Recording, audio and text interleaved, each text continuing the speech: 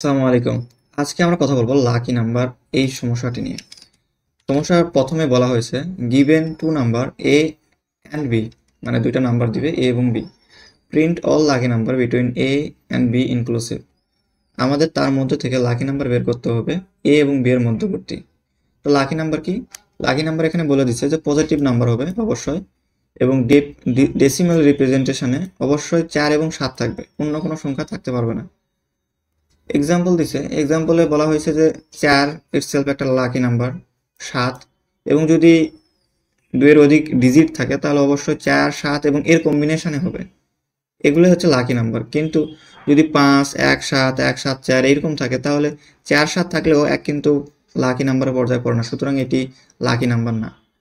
Input আমাদের দিবে, input হচ্ছে অনলি ওয়ান লাইন, মানে এক লাইনে দুইটা নাম্বার ইনপুট দিবে এ এবং বি, এবং কনস্ট্রেন্ট ভ্যালু দেওয়া আছে 10⁵ পর্যন্ত।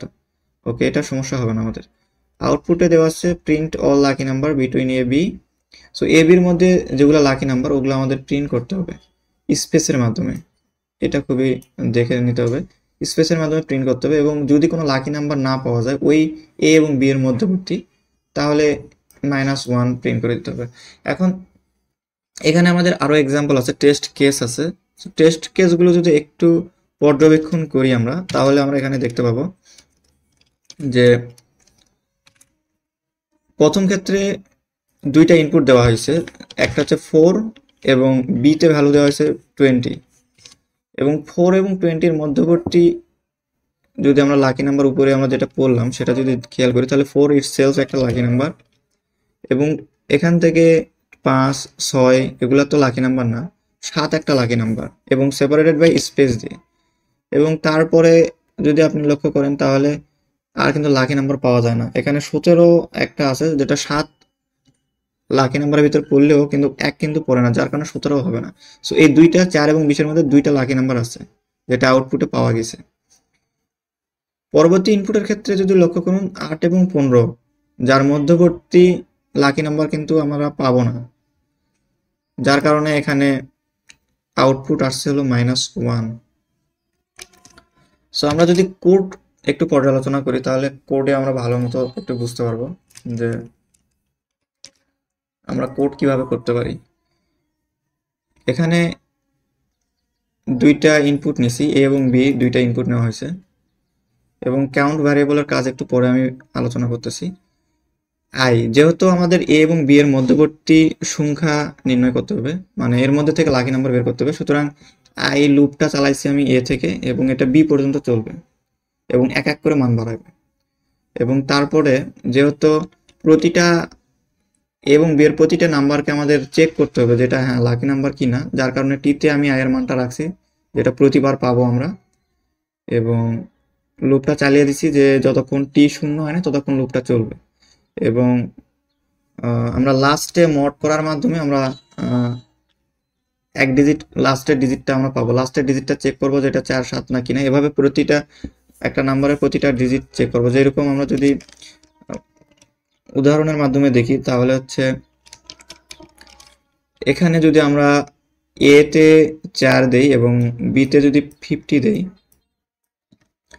তাহলে প্রথমত আয়ের মান 4 হবে, এটা আয়ের মান হবে, এবং এটা কতক্ষণ পর্যন্ত চলবে? বি পর্যন্ত চলবে, অর্থাৎ 50 পর্যন্ত চলবে। এবং এখানে টি এর মান যেহেতু আই, তো এটাও টি এর মান আই হবে।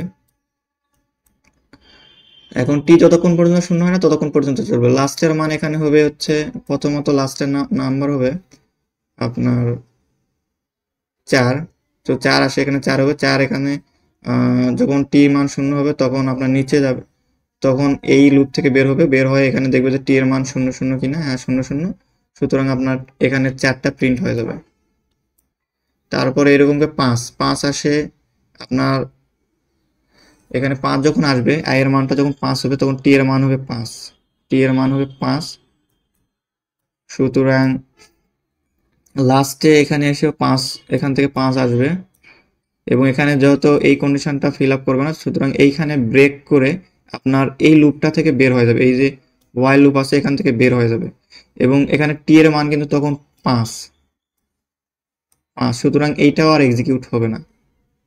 সুতরাং 6 7, যখন 7-এর পর্যায়ে আসবে, যেহেতু এক এক করে মান বাড়তেছে, যেহেতু 7-এর পর্যায়ে আসবে তখন টি এর মান হবে 7, তখন টি এর মান হবে 7 এবং এখানে আসবে এবং মড করার মাধ্যমে, যেহেতু 7 মড 10, এটা করার মাধ্যমে 7 আমাদের লাস্ট ভ্যারিয়েবলে 7 আসবে এবং এখান থেকে যেহেতু অর কন্ডিশন, সুতরাং এই কন্ডিশনটা ফিল আপ করবে এবং এখানে এসে আপনার টি এর মান 0 করে দিবে এবং এখানে এসে যখন টি এর মান 0 চেক করবে তখন এখানে আপনার 4-এর পাশে 7 প্রিন্ট করবে।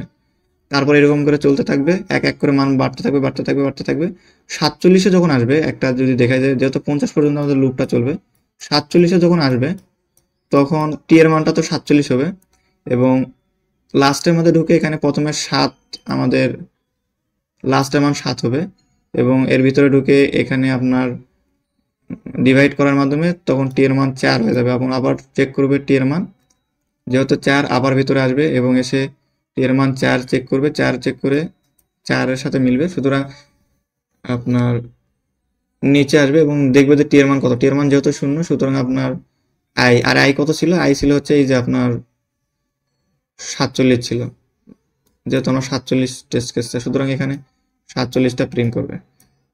এভাবে চলতে চলতে 50 পর্যন্ত চলে এখান থেকে আপনার কোডটা বের হয়ে আসবে এবং এখানে কাউন্ট, যখন এগুলো প্রিন্ট হচ্ছিল তখন কিন্তু কাউন্টের মান এক এক করে বাড়তেছিল, সুতরাং যখন বাইরে বের হয়ে আসে দেখবে কাউন্টের মান 0 সমান না, সুতরাং -1 প্রিন্ট করে দিবে, কারণ উপরে যখন এই লুপের মধ্যে যখন একবারও প্রিন্ট হবে না, সুতরাং কাউন্টের মান কিন্তু ওই উপরে আমরা 0 প্রিন্ট করে 0 রাখছিলাম, ওই 0টাই থেকে যাবে, যার কারণে এখানে -1 প্রিন্ট করে দিবে।